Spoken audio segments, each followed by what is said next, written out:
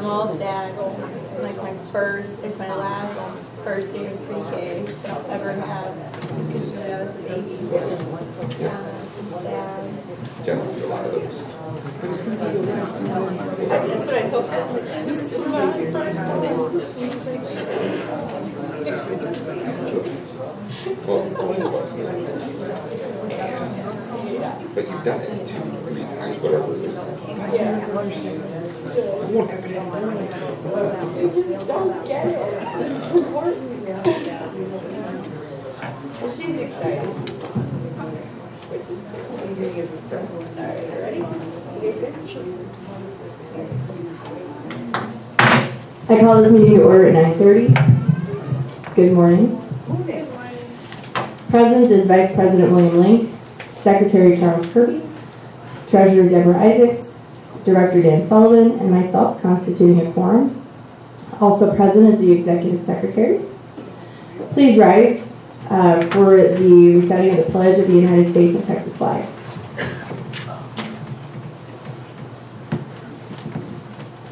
I pledge allegiance to the flag of the United States of America and to the republic for which it stands, one nation, under God, indivisible, with liberty and justice for all. Honor the Texas flag. I pledge allegiance to thee, Texas, one state, under God, one and indivisible.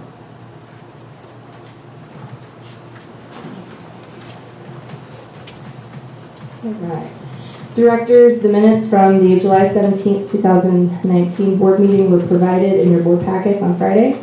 I saw that Ms. Isaacs and Mr. Kirby were discussing a couple of minor details, so I'll ask you to go ahead and share those with us, and then we'll see if anyone else has any corrections. The only corrections that we... Please speak into the microphone, sir. The only corrections that we found were misspelling of Linda O'Brien's name and an S that should have been an A on the action items, interest in a potential nomination. Okay. Directors, are there any other corrections? Please speak into the microphone, sir. I have one note under the directors on call report that states that after Mrs. Isaac's meeting with the tax department, the fee was reduced in half. Should that be clarified? I assume that was the increase. It was That approximate. cut in half, not our total taxes. Yes, no, what they had proposed in some of the buildings. Yeah. Even it was approximate. I think if it just said 1/2 the proposed increase would be more accurate. Okay. That's the only thing. Can we note that, please? Okay. Are there any other corrections to the minutes? Okay. If there are no further corrections to the minutes, all in favor of approving the minutes as corrected, signify by raising your hand. Passes unanimously. The minutes are approved with those corrections. Treasurer's report.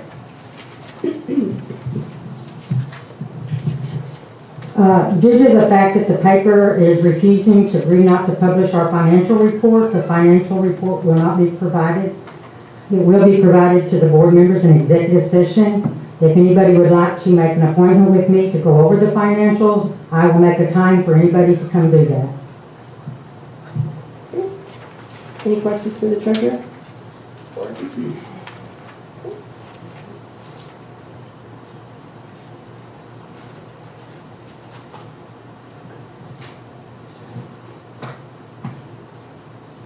Secretary, we skipped your report, and I apologize. That's okay. Secretary has a report as well. I only have 2 items. The delinquencies on member fees. For the month of July, we are at an 88% collection rate. Outstanding is $3,700 total, approximately $3,700, and only $780 of that is still has no contact or reply on resolving the issue. So 3,000 of that is in collections payment plan right now. The other thing that I have is the Fort Park Springs security report for the month of July. I'll give a quick synopsis on the most egregious things that were encountered. There were 5 speeding incidents. There were several underage kids on carts that still seem to be a problem as they don't have driver's licenses. 2 reports of illegal aliens, and there were 10 total gunshots reported. That means called into security. Most of them were attributed to small varmints being dispatched on owner's property, or gunshots that are actually outside of the fort, albeit the gun range or another private property. Thank you, Secretary. Just to kind of explain why we're hearing some of these pieces of information now, we, the board, receive a ton of information in our board packets, and given the nature of the various things that our security personnel deal with, as well as our collections area, we feel that that's important to start publicizing as well to our members so that you can hear that kind of information. So thank you, Mr. Kirby. For the Director on Call report, I was the I Director. have a Excuse me? comment on the Secretary's report. Oh, sure. What's your comment, sir? Thank you. First of all, I apologize for missing your swearing in, Mr. Kirby, and welcome to the board. Secondly, I know the board received 2 emails, one I believe just this morning, and previous one where there was a request to be read at the board meeting. Are we going to read those 2 emails? We will not be reading those emails. Those require legal guidance. Okay. Yes, sir. So I was the Director on Call this month. Some of the highlights over the course of the month that I signed, that I signed 3 contracts after they were validated by legal. One with MK Builders, AAA Roofing, and Elite Roofing.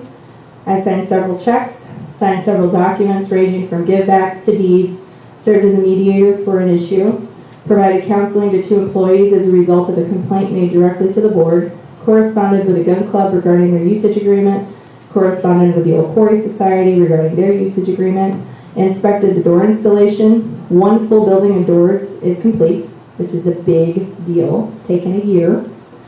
And the other building is going to commence soon. We learned about security. I learned about security by reporting to the gate to do security detail. I did that. It was fun. Consulted with the CPA regarding reconciling our accounts and the proposed budget. Discussed the hunting program with staff and board members. Coordinated with the insurance representative who's here today. Raise your hand. Regarding our insurance policy renewal. Was informed that we have a shortage of funds to pay bills, so we dealt with that by imposing tighter restraints on spending requests. And board, the full report for the Director on Call for this month will be submitted later via email. Are there any questions for the Director on Call report? No? Okay. There's no executive officer's report, so we will go to the committee reports. For the airport, we have 1 guest pilot who's here this month as a winter Texan. You might see him. He's doing his little power-powered parachute flight. It's really fun to watch. And he'll be here for the remainder of the winter. And the airport is looking at hosting another open house in the fall. And so that information will be coming out soon. Architects. No report. No report from the Architecture Committee. Golf Committee?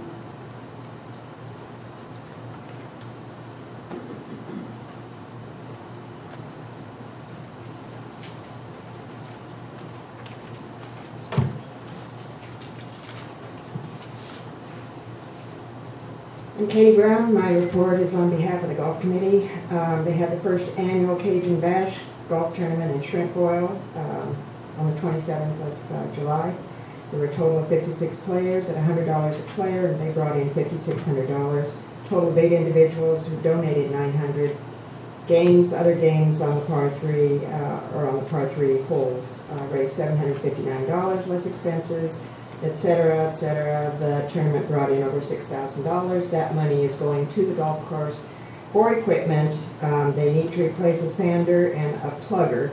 From what I understand, there's research being done on the purchase of the plugger, and if they are able to find one that's within a reasonable cost, the The motor of the old plugger will be put in the old sander to make the old sander operable.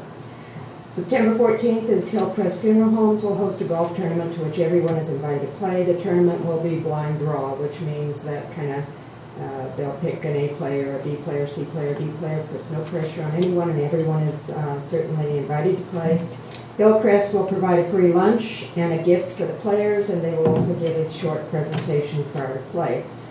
This was a great tournament when they hosted it a couple of years ago, and we hope that players will show up to support it this time. Monies received from the tournament will go towards improvements on the golf course. Thank you. Thank you. Any questions for golf? Okay. Preservation.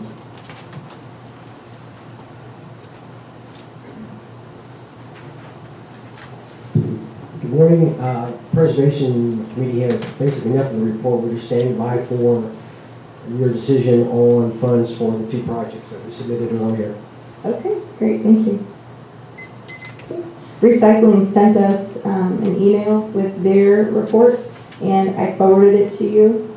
Essentially, the bottom line is that it costs $500 to get our recycling picked up, and our agreement with Bracket ISD to pick up their paper is no longer going to be an item that is done. So we're not going to be getting their paper anymore. We apparently don't get any money for their paper, according to our recycling committee.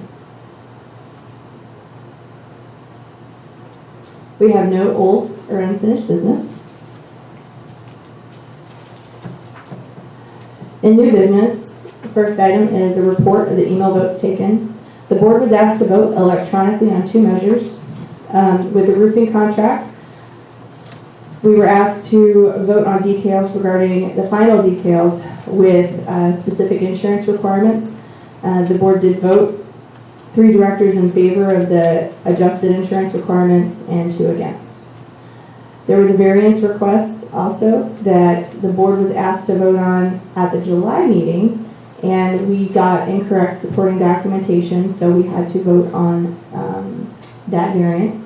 And the vote was a unanimous 5-director vote in favor of granting a variance to a member.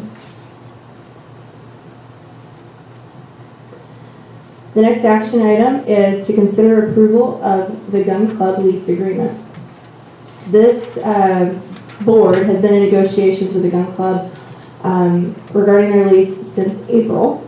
And now we are at a point where we're presenting a lease for approval. The board has seen the lease. They have the lease in their hands. Are there any questions regarding the lease? Yes. Okay, Mr. Sullivan? Okay. First of all, on the first line of the lease, it says the association agrees to lease the gun club. I think it should be leased to the gun club, or let to the gun club. We're not going to actually lease the gun club, are we? Okay. And secondly, the mild concern I have is item number 6. It says the gun club will make one improvement within a reasonable amount of time and will make one major improvement during the lease period. That seems very arguable and just the legal battle waiting to happen. I mean, what is the improvements that we are interested in having made, and what constitutes a major improvement, what constitutes a reasonable amount of time? Those are things I'm sure the attorneys love because it provides an income. But can we clarify that more, or must have been something in mind? Well, the gun club has actually a list of things that they would like to do to improve the facility. And one of the things that was holding them back was the fact that every year they were coming to negotiate terms of an agreement, and it was taking a year to get that negotiation complete. So part of that is we're giving them a 3-year lease. If this is approved, the proposal is to give them a 3-year lease to which any improvements that they would like to make would be first vetted through the board to ensure that the board approves of that, and then they would go forward. So when we're giving them a reasonable amount of time to do that, they've got 3 years, and within that 3-year time frame, they get to decide what the reasonable amount of time is. They are not required to make an improvement, but they must make one major improvement during the 3-year lease period. So So they are required to do that. they are, and they want to, but they've never had the ability to because they've always felt that their lease was in jeopardy year to year as a result of the agreement. So with a 3-year agreement, they have that confidence that they will be able to improve upon the facility and actually have that investment be worth the investment for their funds. All right, well, my opinion, I think, could be worded a little different. This is, arguable what's major, what's reasonable. Your idea and my idea may be different, who knows? And I'll refer you to line 5 where it says that they may make improvements to the range with approval of the association's board of directors. So they're not going to just go do what they want. Right.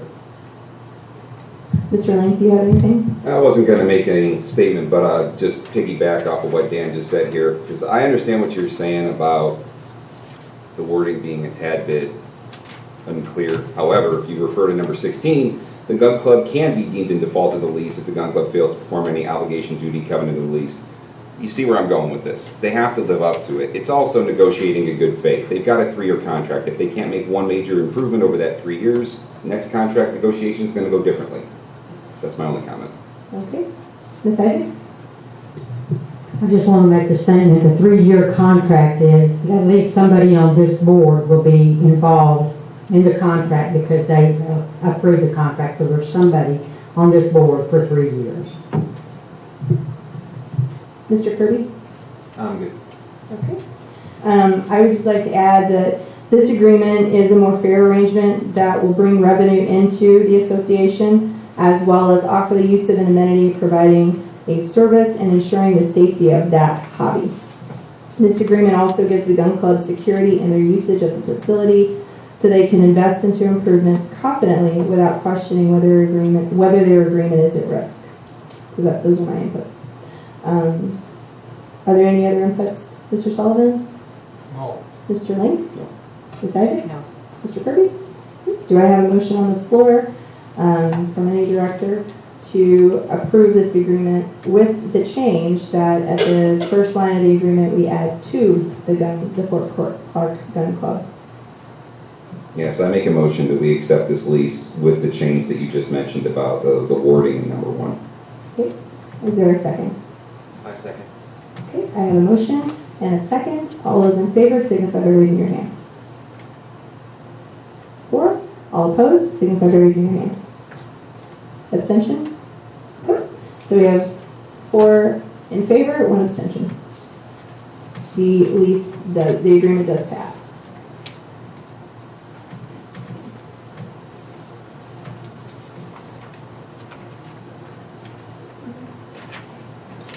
Next on our new business is last month, this item of Fort Clark Days was a topic of discussion, and it was decided amongst the board to focus specifically on Fort Clark Days, as that seemed to be the biggest area of request from Community Council. After discussing the details with Mrs. Vance to further understand what they actually needed, the revised proposal was submitted to the board via email, as well as included in this month's board packet. And you can see the synopsis of it on the slides, and board, you have the full 2-page document. I'm going to go down the line. Mr. Sullivan, do you have any inputs to that? No. Mr. Link? Yeah. I support most of what's here. I still wanted a little more detail, as I mentioned in the last meeting, but a lot of that could be firmed up by email afterwards. My one concern, though, is the request for a $2,000 allocation in our next budget to support Fort Clark Days. I would love to do that. I am not entirely sure we are financially capable of doing that in our next budget. And we're going to talk about the budget later, too, but I'm concerned that we're not going to be able to have that money for next year. That's my only comment. Okay. Ms. Isaacs? No. Mr. Kirby? I'm good. Okay. So what we will be approving, if we decide to approve this support, is we will be approving to pledge support in the value of around $1,600 based on all of the items that they put in here. It was a suggestion that they wanted to see the board commit by allocating funds in the budget. And as you said, in item number 10, we're going to talk about the budget more. And then the other piece that we would be voting on is to formally have a vote to approve the actual Fort Clark Days event, because that has also become a question that has been asked as well, if that's even approved. So are there any additional comments, Mr. Sullivan? Just one. On the back, it says all the, excuse me, all the traditional roads closed to vehicular traffic Friday and Saturday. I mean, how are people to be able to come and go to their residence and so on if those roads are closed? Well, the traditional roads that are closed are the ones over here in between where the Butterfly Garden corner is. I don't know that road, but that road's usually closed off, and then the first road to the left when you come into the fort, that's closed off. But I mean, these are roads traditionally closed for Fort Clark Days. They are, not yes. Just traditional roads that we drive on. Okay. Correct. It's the traditional vehicular entrances that have always been closed off. And they have a map for that. I just don't have it here with me. All right. Mr. Link, do you have any other comments? Ms. Isaacs? Mr. Kirby? No. Okay. Do I have a motion on the floor to approve this Fort Clark Days support request and also approve the dates for Fort Clark of March 6th and 7th of 2020? Yeah, I'll make that motion that we approve this request for support and those official dates for Fort Clark Days. I'll second it. Okay, I have a motion and a second. All those in favor of approving this Fort Clark Days support request and approving March 6th and 7th as the official dates for Fort Clark Days, please signify by raising your hand. The motion passes unanimously.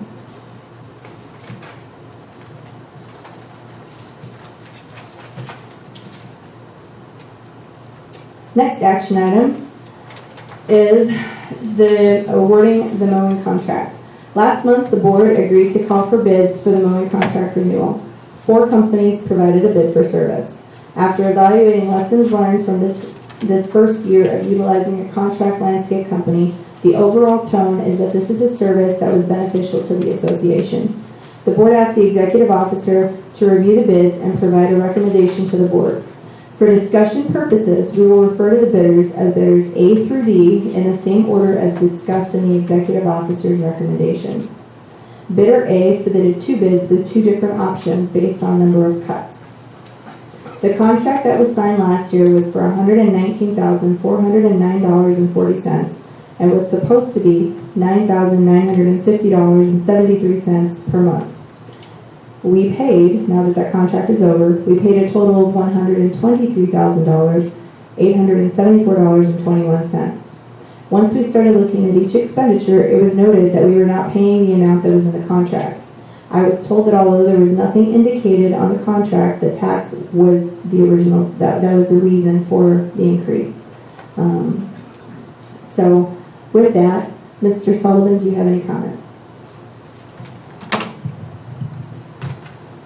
Only that I believe the additional amount paid last year was due to, also included in that contract, if I recall correctly, was a provision that we needed additional molds as over and above what was stated in the contract. We pay so much for it, or additional trimming or work like that. So I think that was for some extra things that were asked. That's all.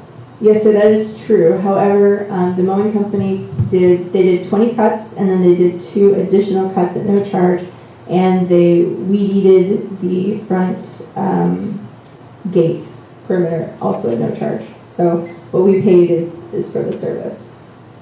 Mr. Link, do you have any comments? I do. So a couple different things. The recommended contractor, I don't see in here, like I do with the other contractors, a copy of their liability insurance. Now, I'm not doubting that they have it, but I'd like to see it before we agree to move forward with that particular contractor. The third place bid, according to the way this is worded, one thing that I noticed about them is although they are proposing a lower number of cuts to be included with the contract, their additional cut fee is much less than what we paid with this contractor this year and also with the recommended contractor. Now, the recommended contractor has one contract proposal in here with a significantly higher number of cuts. It's not up to me to say which one's better. I was kind of hoping we'd have somebody here we could maybe ask questions of, but I'm not sure anybody here is really going to have the answers to that. I did notice that though. And the other thing I noticed was this fourth place bidder here, a little bit higher cost, but I also noticed they included tree pruning in their contract bid. I'm not sure if that's something that we want to include on a contract with this. Currently, I believe maintenance is doing all of that. I'm not sure the additional cost is worth it, but that's something we would really need to discuss with maintenance, and I'd like to know the answer to that before I agree to any of these. Ms. Isaacs? That was a question That was the question I had also, was the different cuts. And the cost of the extra cuts also is something that if something's not getting mowed, that maybe we could incorporate that into the bid to take care of some problems that we had to address this year. Mr. Kirby? Yeah, my only comments are related to the cuts. You know, we have one bid for 20 and one for roughly 46, and I think we need to nail down what is needed prior to moving forward. So Mr. Link, I actually did talk to Philip about this. And what we talked about was the fact that if this other company wound up doing 22 cuts, then clearly that's really a more realistic number, that 22 cuts. So what I'm kind of inclined to ask is if bidder A with the second bid would be willing to cut that 46 cuts down to 30, which would then even out what we do each month, and then also add trimming the area up here at the front and then Fort Clark Road, all of those trees twice a year, because we do need that tree service.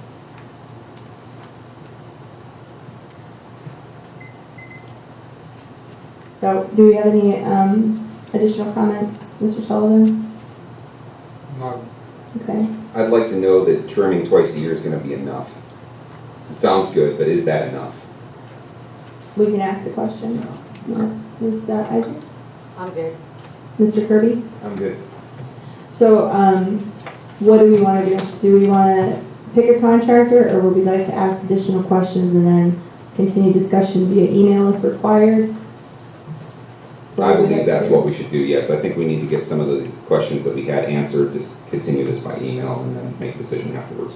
Okay, so do I have a motion on the floor to table this until additional information is procured and we are able to discuss via email if necessary? I'll motion to table. There's a second. Second. Okay. There's a motion on the floor and a second. All those in favor of tabling this discussion until we have clarified some details and are able to discuss further, signify by raising your hand. That's unanimous. Ma'am, we don't take questions at this time. When do you take them? Well, actually, I should have opened the floor, shouldn't You I? should. I'll go ahead and do your question. What's your question, ma'am? Okay, I just wanted to make a comment about the mowing. I live in Unit 3, and our green was mowed fabulously in April. And my neighbors tell me it was not mowed all summer. That's where the jail is.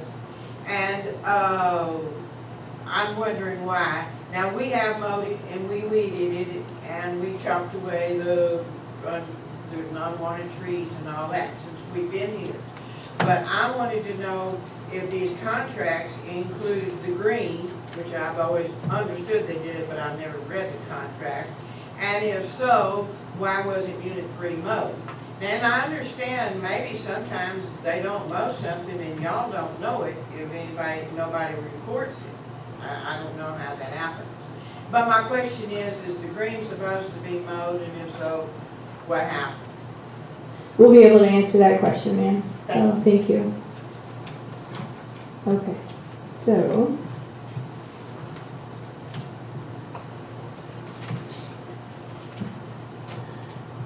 The next action item is to consider approval for expenditure of exterior lighting. A while back, Unit 1 provided a list of several issues that are in Unit 1. One of the largest issues is the fact that there is no lighting out there. The executive officer and Philip came up with a solution that will be able to also address a lighting concern at the bar, because there's a lighting issue at the bar as well. So in your board packets is a proposal for consideration of solar lights. The quantity that is looking to be purchased is 16. 14 of those will be hung in various locations throughout Unit 1, and 2 are earmarked to be put outside of Dickman Hall. The proposal was made by Philip, and I was told that maintenance has the ability to install the lights, and they will also happily welcome volunteers. So the only cost would actually be the lighting. Mr. Sullivan, do you have any comments? Of course. First of all, many of the units are not provided exterior lighting. Unit 37 has no exterior lighting provided by the fort. Unit 38, I believe, has one, but that's provided by Rio Grande Electric. And I think at least one that I'm aware of in Unit 15, and Mrs. Isaacs would be more aware of it, but that's also provided by Rio Grande Electric. So I'm wondering, why are we all of a sudden going to provide exterior lighting for one particular unit, and if so, are we going to do it for all the units then? I'm definitely in favor of doing it for Dickman Hall, but as the individual units, I think we need to be consistent. Well, there are actually lights that were out there that are Ford-owned that don't work. And I don't know if you've been out there at night, but I did go drive out there at night. And that is our only unit that it's comprised of all condominiums, and it's very dark. So, I mean, while we don't have to do it, it's definitely something for consideration to the board. If we don't want to do it, we can vote not to do it. Mr. Link, do you have any comments? I do. I think it's unfair to treat every unit here the same. It's actually, in my opinion, one of the hardest things that comes with dealing with the forts, because all the units are a little different. Unit 1 in particular is extremely dark at night. If you've never been down there, it's hazardous to walk. They've got patio walkways, for lack of a better way of putting it, the sidewalks where they're not entirely flat or even or level. Walking on that at night, it is really easy to catch your foot and trip. In this particular case, I think approving this would make sense. We are trying to keep people from getting injured. I'm not begrudging there might not be some other units that might need some lighting, but that's not being proposed today. We can look at those as they come one at a time. Ms. Isaacs? I'd just like to make a comment that Unit 1 do not get to park their vehicles by their doors or houses. They don't have a driveway. So the problem is that when you park your car way down here and have to walk your way at nighttime to get to your apartment, it's a little different than pulling in your driveway where you have a porch light that automatically comes on. Mr. Kirby?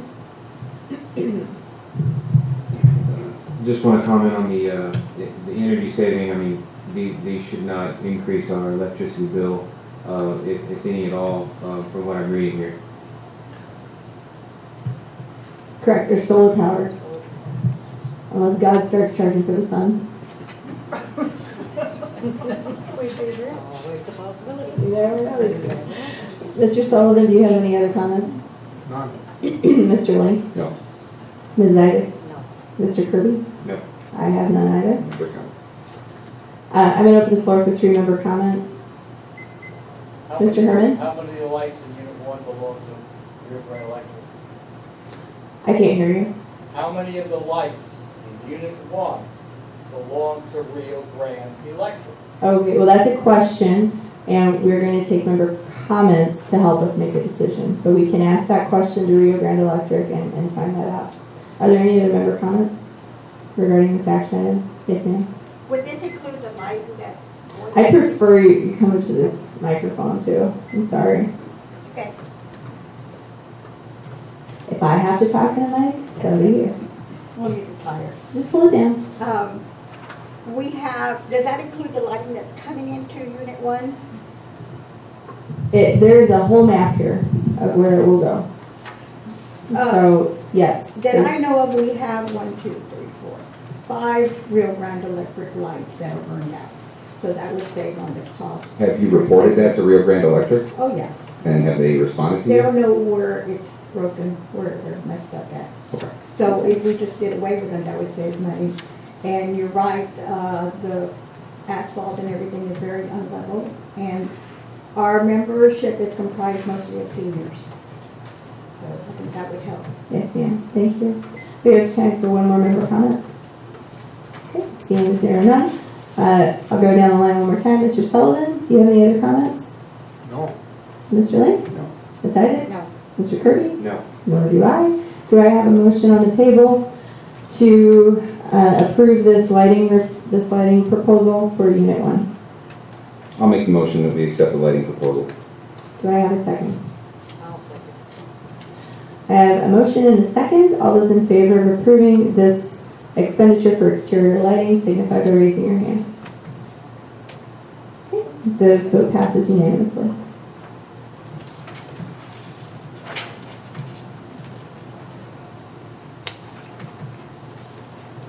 The next item up for consideration is the consideration of the historic building repair proposals.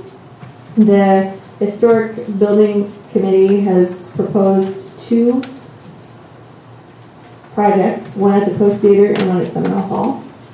And board, you got all this information in your board packets. Mr. Sullivan, do you have any comments? Nothing. Okay. Mr. Link? I have nothing to add. No. Okay. Ms. Isaacs? Nothing. Mr. Kirby? Nothing. Okay. My comments are that I have a concern with allowing the Historic Committee to purchase parts and a pump. I was under the impression that they can only spend money on physical repairs to the buildings. And I was hoping that maybe someone from the Historic Committee could clarify that.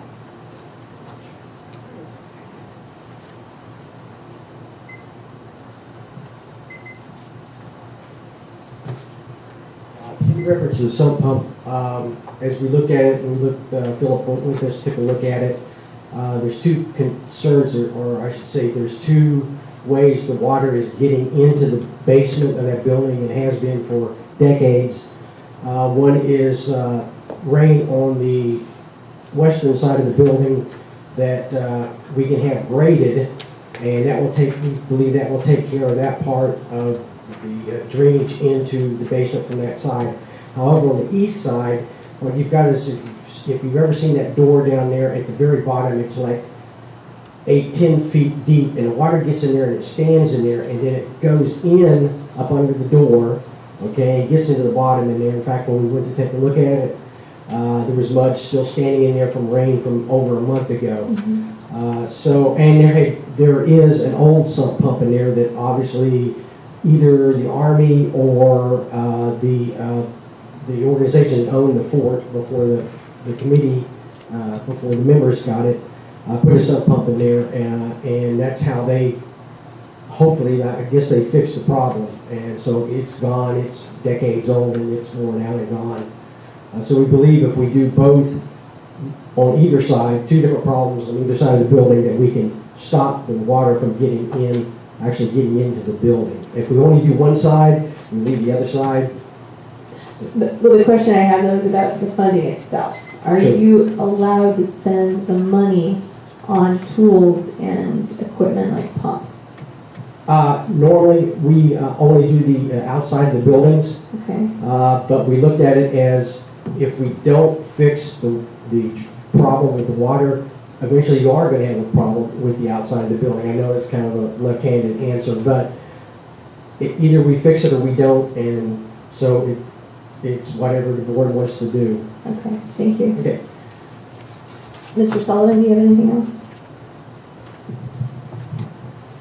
No, I think Bill is absolutely right. In order to preserve the building, you always need a good foundation. And that water in there is a detriment, so I'd say I feel in favor of it. Mr. Link, you have any additional comments? No. Ms. Isaacs? I feel like if you start using those funds to buy materials or tools or something like that, you're opening up a whole new game plan there. Mr. Kirby? We need to get clarification on your question, I think, before we move forward on voting. I'd actually like to propose that the Fort purchase the pump so that it gets done and we're not misusing those funds, because I do believe several times in board meetings that we've been told that we can only spend that money on actual repairs. So, but it's $722, which it's in a maintenance repair line item anyway in the budget. So I think the Fort can buy the pump and it'd be still done. But then for the second piece with Seminole Hall, I completely agree with it. I think it needs to be done. Do you know the balance in their account? I did not get those figures in the financials. The historic building itself has $18,000. Right. And then they've got about another 19 to 20,000 in the impound fund. So they have $8,000 to fund this. Okay. Mr. Sullivan, do you have any additional comments? No. Mr. Link? Cyrus? No. Mr. Kirby? No. Okay, open this up for 3-member comments. Mr. Giblin?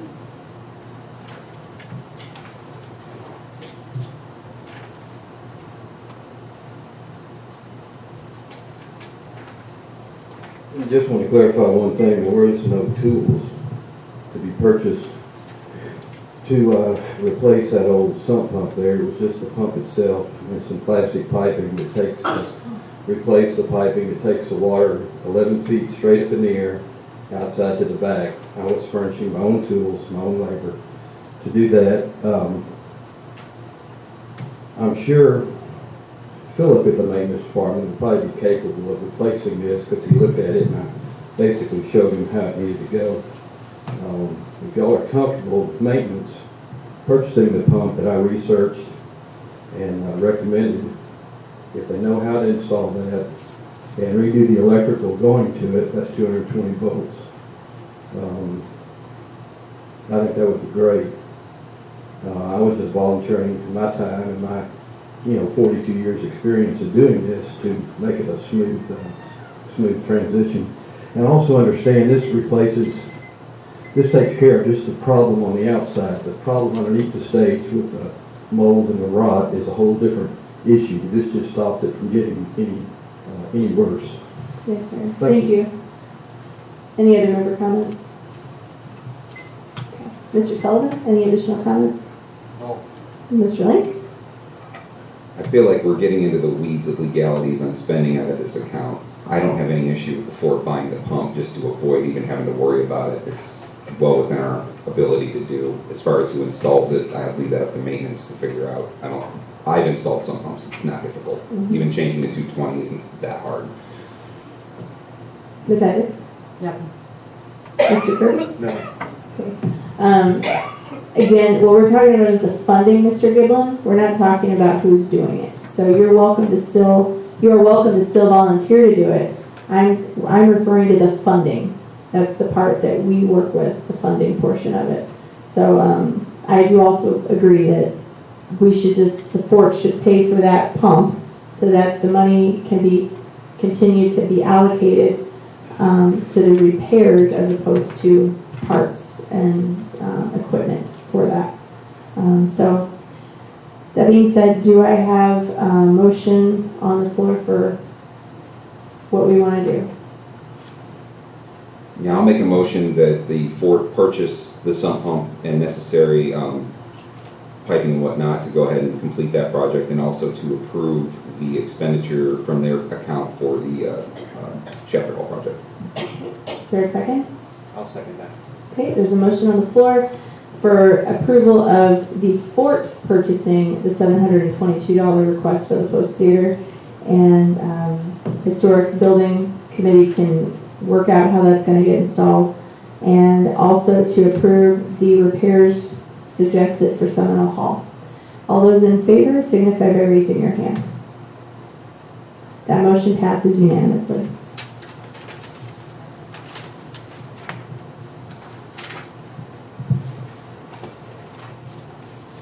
Okay. The next item on the agenda is to consider approval for board member absence. We actually have 3 absences to vote on this month. Last month, I reported that Mr. Sullivan's absence was excused. I was wrong. It is not the authority of solely the president to excuse a board member's absence. According to the bylaws, Article 4, Paragraph 4, letter F, quote, anytime a member of the board is absent from a regular meeting, at the next regular meeting, a determination of whether the cause is acceptable to the board shall be made by a majority vote of the directors present. So in line with what the bylaws direct, we will be voting on the absence of Mr. Sullivan at the July regular meeting first, and then the 2 requests for Mr. Link for approval or disapproval in advance. So Mr. Sullivan, would you please provide your excuse for your absence at the July meeting?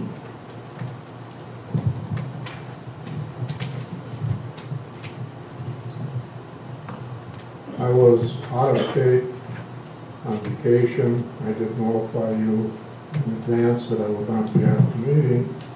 And I will comment that in 3.5 years, that's the first meeting I've ever missed. The first and only meeting, considering both regular and special meetings. Over the years, I've made every other one. So I would ask the board to excuse it. Thank you. Mr. Link, do you have any comments? I do not. Ms. Isaacs? I do not. Mr. Curry? I do not. Nor do I. All in favor of approving the absence of Mr. Sullivan for being on vacation in July, signify by raising your hand. All those opposed? All those abstaining from the vote? Mr. Kirby, did you vote? Yes. Opposed. Okay. So there are 3 in opposition, 1 for. You voted, correct, Mr. Sullivan? Oh, I didn't vote. Mr. Sullivan did not vote, I'm sorry.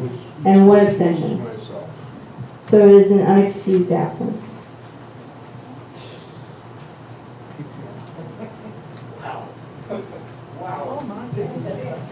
You can have your comments after the meeting, folks. Let's keep the meeting going. Mr. Link, please present your requests. Yes, next month I have a training that will take me out of state, the week of the board meeting, excuse me. So that will be for the month of September. And then in the month of November, I will be gone almost the entire month, also for a training. It's all work required, so I did not get a choice in the matter. So Mr. Link is asking in advance for the approval to miss 2 board meetings due to his work requirements. Are there any comments? Yes. Maybe I didn't hear or understand correctly, but when you read the section in the bylaws or the declaration, it stated that the excused absence should be voted on at the next regular board meeting after the absence. Correct. But it does not say that it can't be voted on in advance. So we're going to vote on it in advance. Ms. Isaacs, do you have any comments? None. Mr. Kirby? None. Okay, nor do I. All those in favor of approving in advance the absence of Mr. Link at the September and the November board meetings signify by raising your hand. Okay. It's 4 in favor, and so he will be excused from both of those meetings.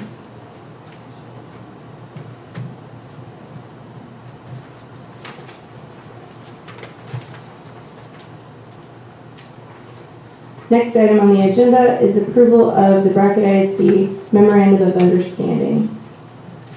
Each school year, the Fort enters into an agreement with Brackett ISD for Brackett High School's golf team to utilize our golf course. The agreement was provided in last month's packet for review, and there were no inputs on it, So the board is now being asked to approve the agreement. Mr. Sullivan, do you have any comments? No. Mr. Link? No. Ms. Isaacs? No. Mr. Kirby? No. I have a question. There's no date for their tournament. Do you know when that will be, Ms. It's Isaacs? normally in April, is all I Okay. know. Okay. Usually around the 1st of April. Okay. Last year's it was 8 April. I have no issues with any of what's in here. except before we sign it, I'd like to see that date. Do they usually provide that to you guys? No, they normally provide it to somebody that's in the office, Bob. Okay. Mr. Sullivan, do you have any additional comments? No. Mr. Link? No. Ms. Isaacs? No. Mr. Kirby? No. Okay, I'll open this for 3 member comments. Seeing as there are none, do I have a motion on the floor to approve this memorandum of understanding? It currently has no dates on it, so we can ask for the dates before we sign it. But regardless, do I have a motion on the floor? You have a motion to approve the BISD memorandum of understanding with the inclusion of a golf tournament date. I'll second. Okay, I have a motion on the floor and a second. All is in favor of the memorandum of understanding after adding the date for their tournament, signify by raising your hand. Okay, that passes unanimously.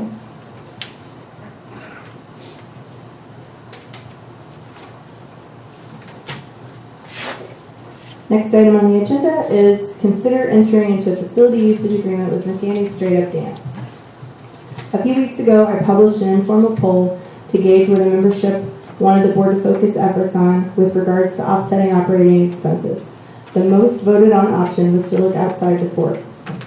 So this effort is the first of several that will commence that specific item. There are a few other businesses that are interested in also renting out facilities that we're going to be talking about in executive session. I had invited this dance group to come perform for the 4th of July, and after their performance, they were inundated with parents asking about dance classes and if they would be conducting them here. The owner commented interest in the possibility, and at the last board meeting, the board discussed whether or not to allow pursuing this, and we decided that generating outside revenue needs to be an objective and agreed to take the next steps to proceed. After giving a tour of the facilities that we do have available for rent, the teen center was the one that appeared to be more amenable to what the classes would be that they would want to provide.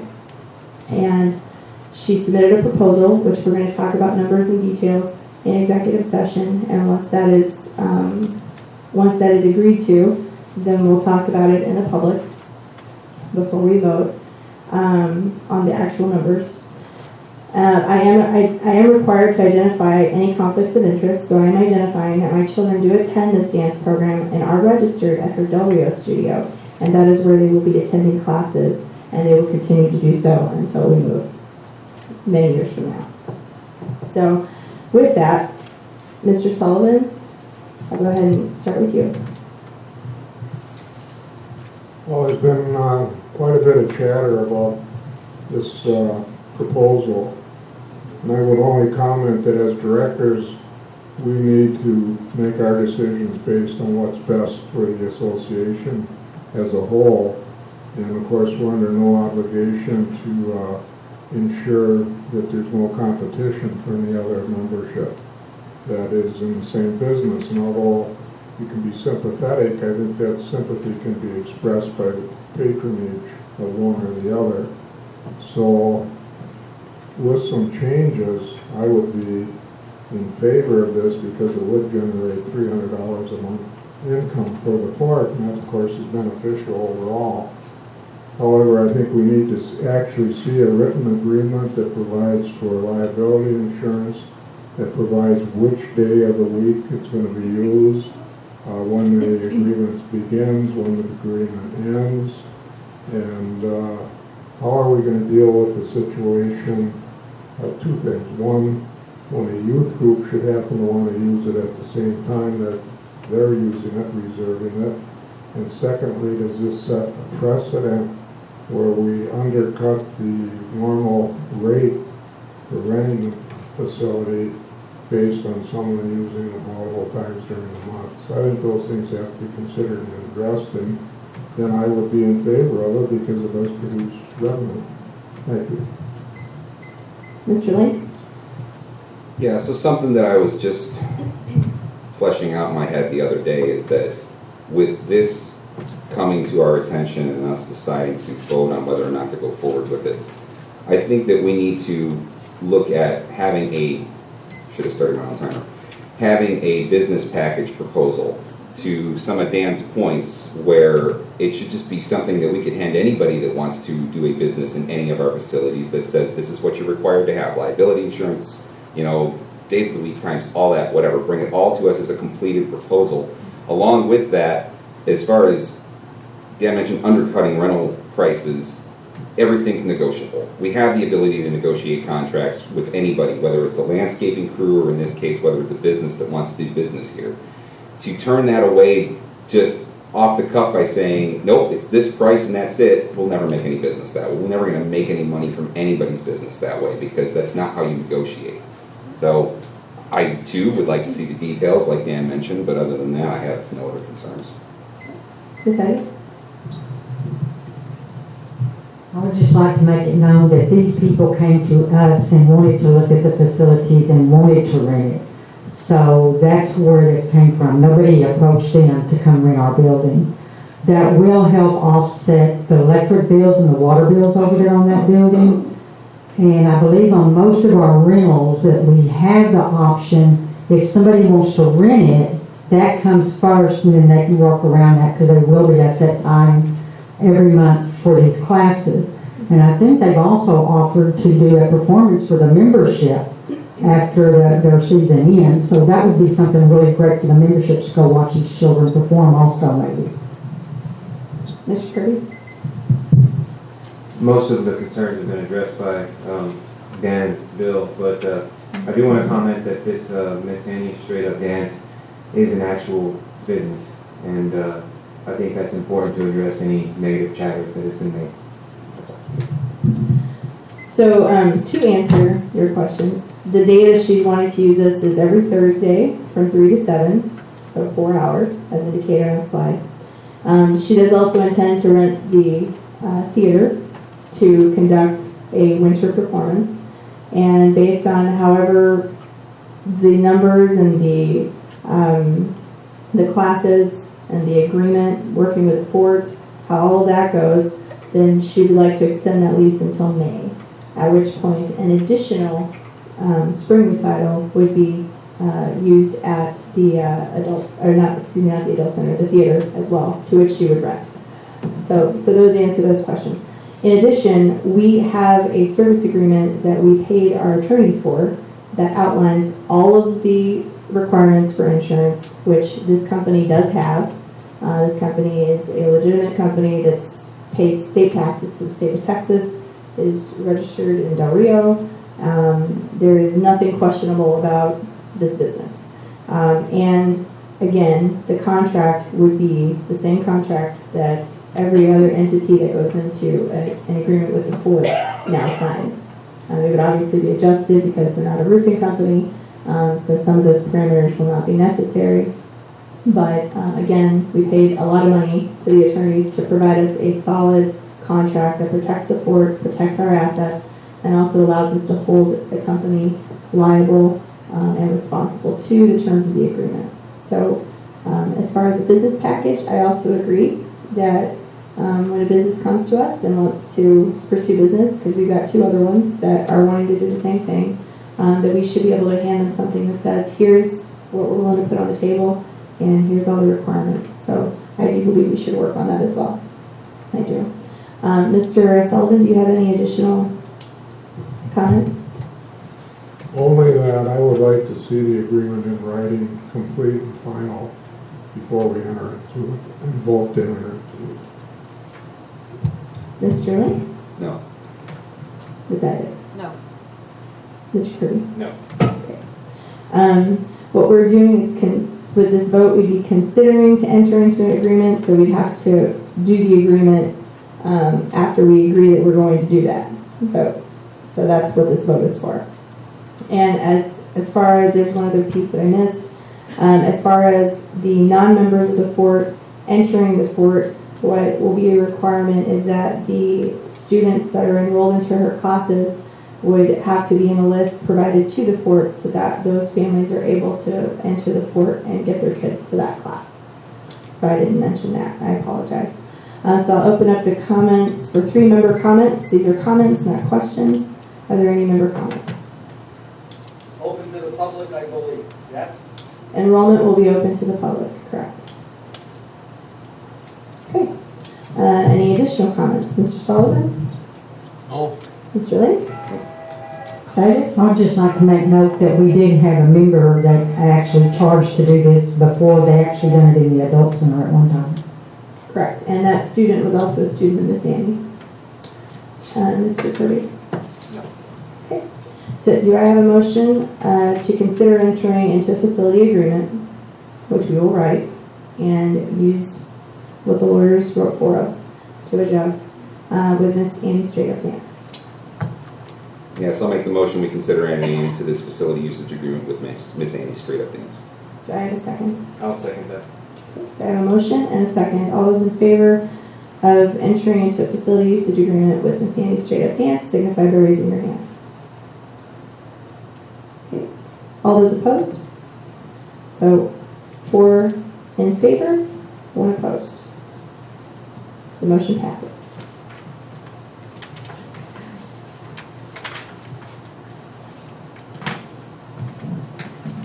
The next item on the agenda is discussion. It is not an action item. It is a discussion of the fiscal year 2020 operating budget, which we provided copies in the back of the room for members to take a look at if they'd like to. This budget was provided to us by the executive officer. We had several questions that were not answered.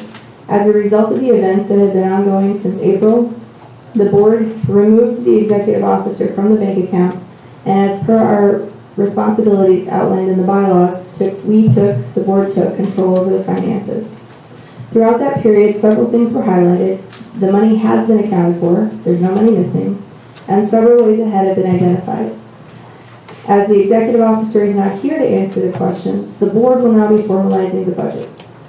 And we will be discussing the role that we would like for the executive officer to play in the financial decisions of the association moving forward in executive session. On Friday, I requested from the CPA the year-end report for fiscal years 16, 17, and 18 so that we can use that as a base to prepare the fiscal year 20 budget. I did not receive those in time for this meeting, but I will be providing them to the full board once they are received. I would like to have an overall discussion of where we see the budget and some of these line items, and then continue discussion via email throughout the remainder of the month for the sake of time. A budget will be voted on at next month's meeting. So with that, I'm going to open up the floor first to the treasurer, since this is a budget discussion, and we're going to give her more than 2 minutes. We're just going to let her go. And I'll let you identify what you'd like to identify in the budget.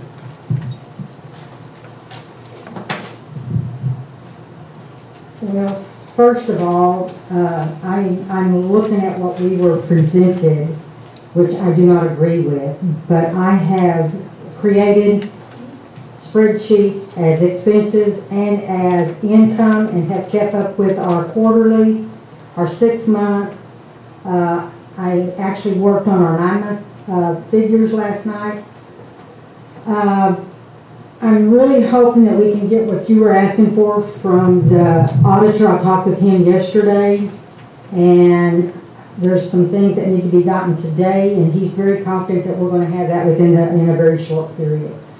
But again, I'm looking at, I would like to, for everybody to get this sheets I've got, and everybody can look at what we've done from month to month, and that way it'll give everybody a more positive aspect of where our money is when it comes in, how it goes out. I guess I would like to actually, can y'all make copies this big, Christina? Then I will get you to make these copies for all the board members. There's one thing that was on the proposed budget, and that's the income from the RV park. I really don't know that we can look at that income again next year. I don't know that we're going to have that many people, workers with the pipeline, as many of them have already started leaving here. So somebody needs to get a hold of the pipeline workers or somebody at the RV park and see where they think they stand with being in this area for work. I would hate to overestimate that income at the RV park and expect that we're gonna have it.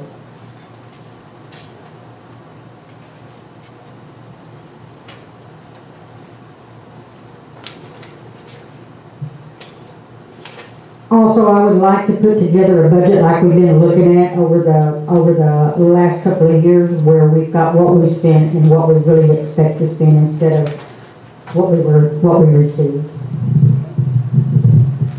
Do you have any other comments? Not right now. Okay. Mr. Sullivan, do you have any comments?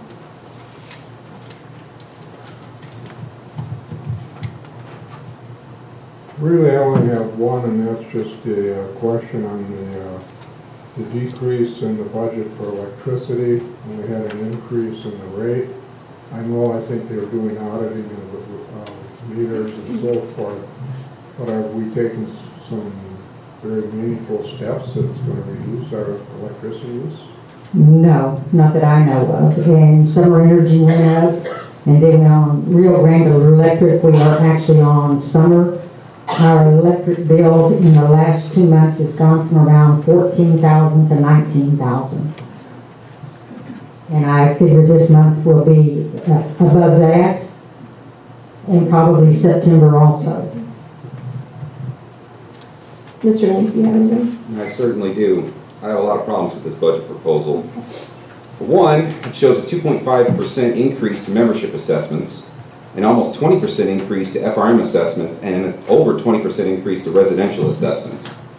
I'd like to know why those were proposed. Unfortunately, the person proposing is not here today for me to ask. I can only ostensibly assume it has something to do with this levy of a special assessment that has been requested for October and January, both in the dollar amounts of $54.12, amounting to about $224,000 for some, I guess, forecast litigation payout. I really wanted to know what litigation payout was being forecast in the terms of $200,000. I'm not aware of anything we are preparing or planning on doing, so I want to know where that came from. But again, nobody's here to ask. I have another concern. The motel revenue non-taxable income increased nearly 300% over last year. I want to know why all of a sudden our motel income is going to be drastically less taxed this year. Typically that's not something that goes down, it only goes up. The RV park revenue, I know Mrs. Isaac's already mentioned it, but the significant increase from the budget proposal of last year to this year, I can only assume is based on pipeliners, but I want to know how much information was actually done to investigate how long those pipeliners are going to be committed to being here for. It's great that they're here. It's absolutely fantastic for our revenue to have them here, but I am not aware of anybody that's made the olive branch outreach to make sure that they're going to be here for a long duration of 2020. And then in addition to that, well, I had the same concern Dan did about the electricity as well. I don't know how it is when our rate went up, all of a sudden we're going to pay less electric next year. It seems unusual. It shows our insurance, fire liability, and workers' insurance just slightly increasing. We just got some information the other day that I think it's going to be more than slightly increasing, and I'm out of time, so I'll just leave it at that. No, you can keep going. Well, I'll be real quick. The only other items I had marked on here was our landfill expenses are budgeted significantly less than last year. Once again, I'm not familiar with the last time that cost went down for us. In fact, we were just dealing with the concern that it was going to increase here in the near future. So I don't see how that could possibly be proposed as a decrease in expenditure. And my last item, and then I'll be done, was there is a line item in here listed for expenditures other as $5,500. I don't know what that means. It was 0 in 2019 and it's $5,500 in 2020. So what is that for? This will be discussed when we go into executive session for our finances. The electricity, some of the electricity has been put in an allocation, which is nothing but an internal function. And they're dumping some of the electric bills into that allocation of supply of electric bills. I talked with the auditor on that yesterday also. He agrees with me. That's nothing but an internal function. That line item needs to go away because it's skewing our electric bills. Okay. I'm also working with Philip and Sherry, who does the inputs, trying to do a better coding system. I would like to really work with them and Randy Galloway, who is doing our financials, and try to get a better coding system done, so when we start October, we can maybe start anew with getting these things where they need to be put and accounted for on a monthly basis correctly. I have noticed on our health insurance that the insurance itself has a different account code, and every month I have to actually ask where that's at. So there's another code that it goes into. Why are we putting in one account and then getting put back in the account it goes into? That's another question I have. Actually, I would like to, and I've talked about it, close the accounting office down one afternoon, bring Mr. Galloway over here, have a training session so everybody's on the same page that does any of the accounting work here, and also a short course that I can look at this stuff before. I got my financials on Monday. They were still wrong. I got them on Friday. They were wrong. There wasn't but one pay period in them. So after everything that I found that was wrong, I just am not comfortable putting those financials out there to you as board members or to the membership. I've marked my sheet so you can see how many things were wrong. Again, on the budget, like everybody needs to see where we're at. There's still some stuff that's miscoded, but like the electric bill being allocated, which is nothing but an internal function of where the bills really go, what departments, that line item needs to go away. The $5,000 on you, why do we have other? There's so much stuff in other accounts. There's got to be a line item to account for these expenditures. And that's, every department has a other or a minus or a profit or loss in there. It's not matching up. But again, that's an accounting function that is not being done correctly. I am very aware of all of this. I do not get into QuickBooks. I cannot see nothing in QuickBooks. I get the financials and I just look at them and then start questioning at this point in time, which if I could look at them at least a week before our board meeting, then I could have the accountant actually go in there and get them corrected before we have to have them. Mr. Kirby? I think most of my concerns have already been voiced. I do not support this budget at all. Don't support membership assessments rising, and would like to get some of these questions answered by the individual who made this budget. That's all I have to say. So moving forward, these are my inputs. Moving forward, what I have known, and honestly I'm going to applaud you again, Ms. Isaacs, because you do so much behind the scenes to manage your little spreadsheets to confirm that the numbers are accurate. And just to clarify, the financials aren't exactly wrong. The coding and where the inputs are being put into the system are not, they're not being consistently put into the correct line item. So there's no money missing. The money is just being allocated in different areas than what it should be put into. But as I share all the concerns everybody else at this table has, but looking more big picture, we have a big spending problem. We are spending too much money. We are obligated to too much contractually. And before we even think about using the answer of raising a special assessment to the membership or raising any rates, we're going to look at all these expenses and we are going to cut the fat. Yesterday, I froze every expenditure coming out of this place, and every single item that has to be purchased now has to be approved. We are just going crazy. The supplies, we can't even allocate what line item the supply is actually going towards, whether it's going to maintenance, it's going to hospitality, to the bar, we just don't know. And it's not our employees' fault. It's not any one person's fault. It's a collective issue that we've heard about for years. But I'm confident that when we really dig into this budget and we actually give an allocation to maintenance and say, here is your exact line item that you have to spend this money, you either meet that budget or you beat it by not getting to that budget item. I think we're going to do a lot. We're going to be able to teach basic budgeting to everybody, because I know I could use a refresher on some of these things too. But at the same time, we're going to instill a little bit of sense of pride in the fact that these managers are taking control over their actual area and they're utilizing their resources wisely to generate the income, to generate the positive progress that we need to see. So I am 1,000% against even looking at an assessment. We're going to have to also look at our organizational chart. We're going to need to look, do we have too many employees? If we do, what are we going to do about it? The other thing I'd like for us to really look at is the fact that we're going to be generating some extra income. We are, through leasing out our facilities and getting a little more aggressive with that, which is a good thing. But the other line item I'd like for us to really pay attention to is the health insurance. We're paying 90% of health insurance costs for our employees. And while I really do want us to treat our employees well, they work hard, they deserve benefits, they do. But we can't afford 90% of that health insurance bill. We just cannot afford it. Another thing is our property taxes.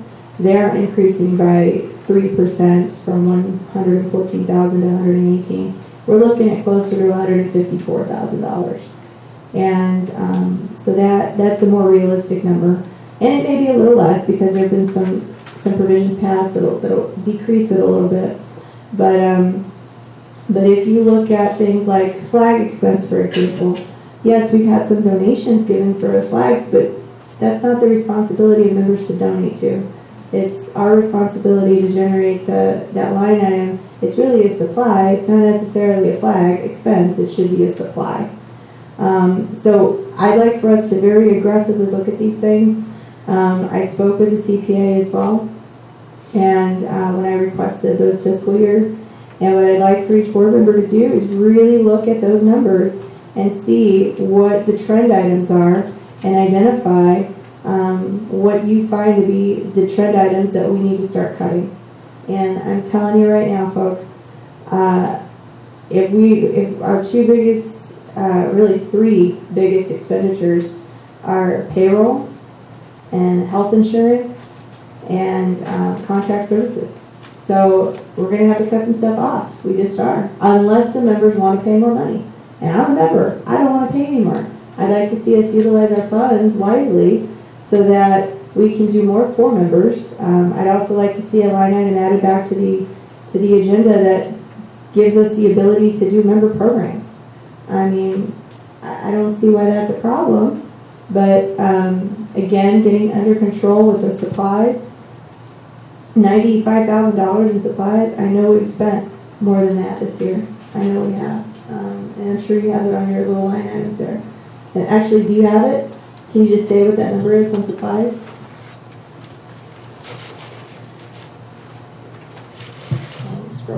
On supplies for the year,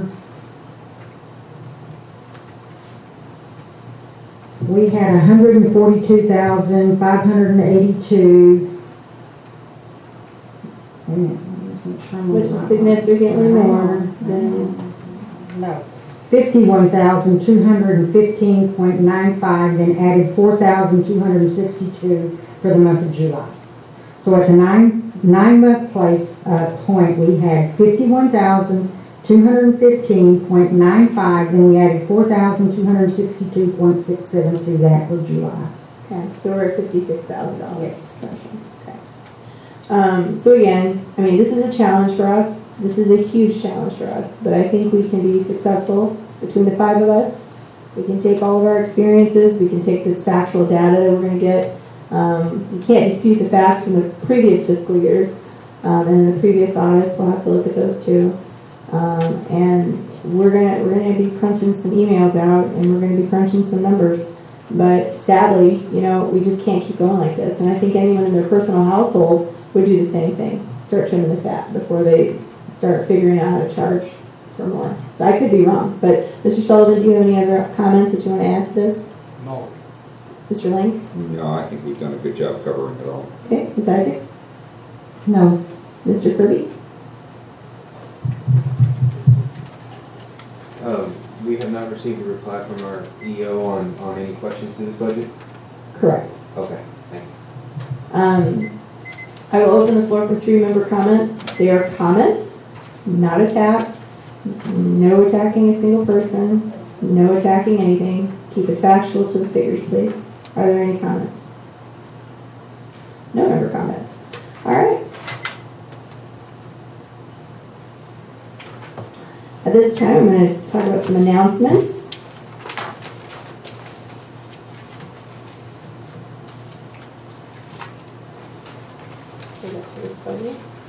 Okay, so every Wednesday at the bar is margarita night. I hear they're very good. The bar has actually been generating a lot of income, which is nice to see. August 31st is the end of month golf tournament at 9:30. August 27th, I am going to do my first golf with the president.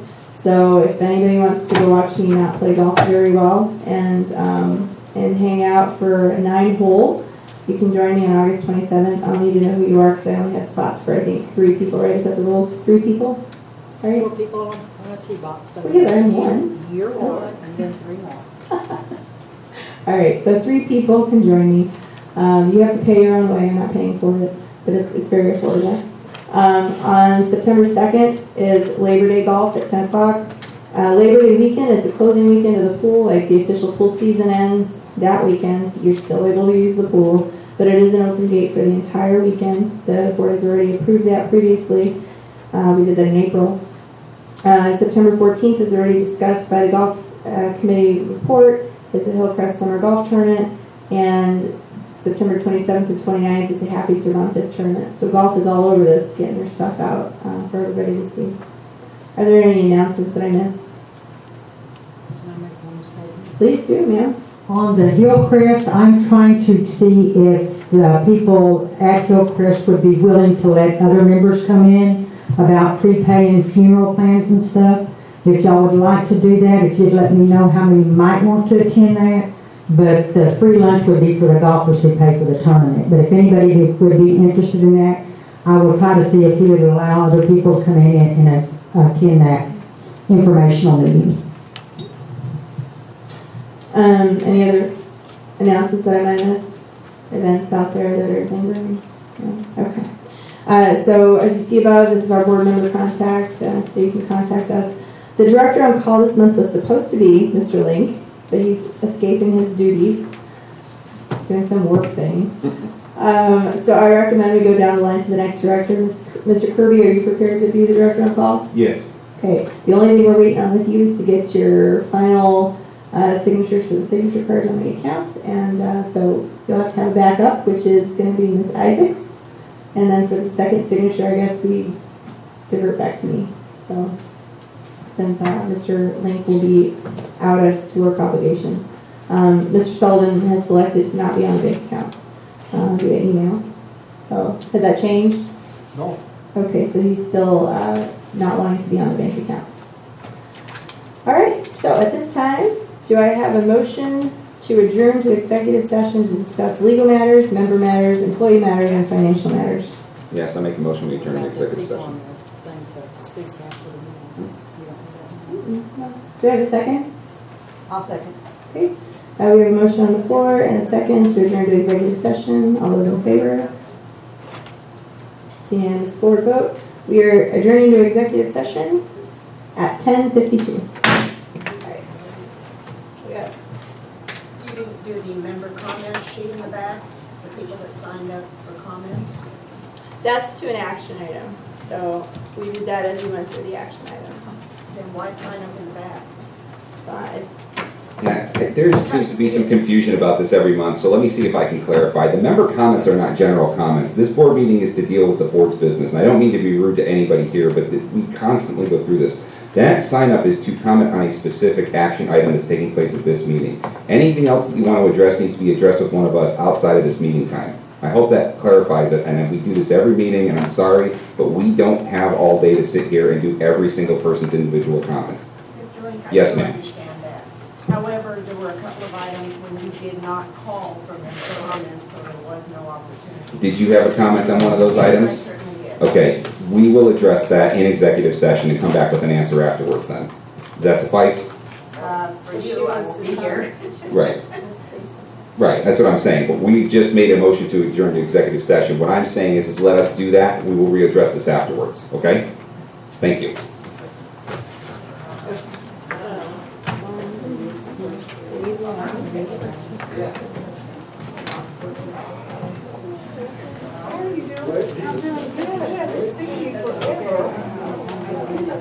got 5 minutes. Are you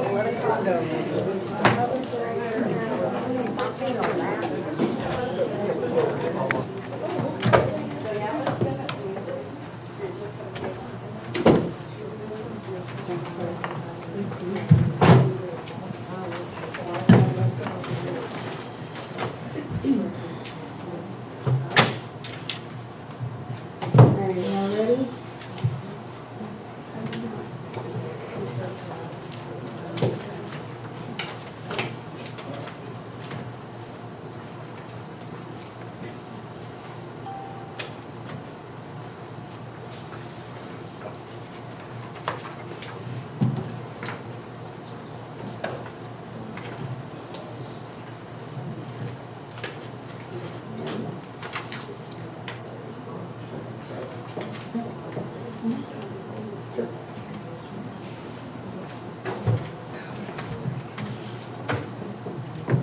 The board is reconvening into open session at 12:42. Okay. We discussed legal matters, member matters, employee matters, and financial matters. And there are 2 items that we need to vote on. The first is to accept the renewal policy for our insurance with a premium of $198,086. We'll have to pay a down payment of $47,127.48, and we'll be paying 12 installments of $12,245.87 to pay that insurance premium. So do I have a motion on the floor to accept the insurance renewal premium and policies as I read? I will make a motion that we accept this insurance renewal policy. Okay, do I have a second? I'll second that. Okay, I have a motion and a second. All those in favor of accepting the insurance renewal premium of $198,000 with the down payment and installments as I read, signify by raising your hand. Okay, passes unanimously. The second item that we need to be voting on today is to impose an individual assessment to a recreational member who is a renter on the fort. And the amount of that assessment is $570. Do I have, which encompasses damages sustained as a result of a vehicular accident and all of the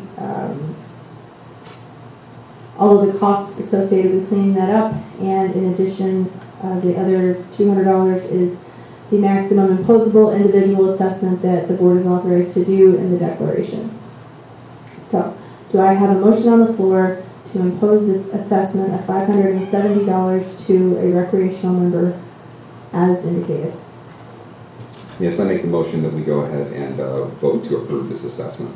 Do I have a second? I'll second. Okay. I have a motion and a second. All those in favor of imposing this individual assessment, signify by raising your hand. Okay, the motion passes unanimously. Is there any other business that I have not discussed? Yes, I would like to make a motion that the board consider taking a vote to terminate the contract of Richard Lawrence. This has been an ongoing thing. I'm going to read you just some very brief reasons for the for-cause termination rationalization.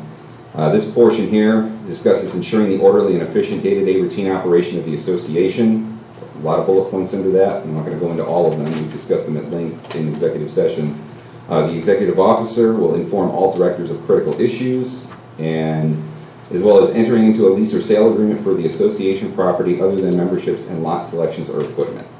There's a lot of details behind this. We literally don't have time to sit up here and go through every single one of them. Every member on this board has been discussing this for months on end now. I'm calling for the board to take a vote on terminating his contract.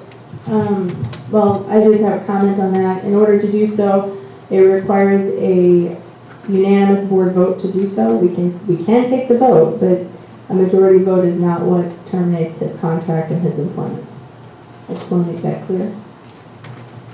My position on this would be, I feel that the executive officer, like any other employee, should be afforded the opportunity to defend themselves at a hearing where all the facts are discussed and put forward, and preferably people deposed under oath.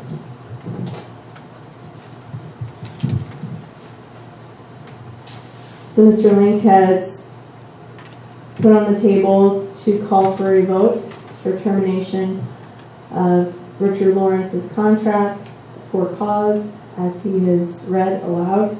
Is there a motion to do that? I'll call the motion for that. Is there a second? I'll second. There is a motion and a second on the floor to terminate the contract of Richard Lawrence for cause. All those in favor signify by raising your hand.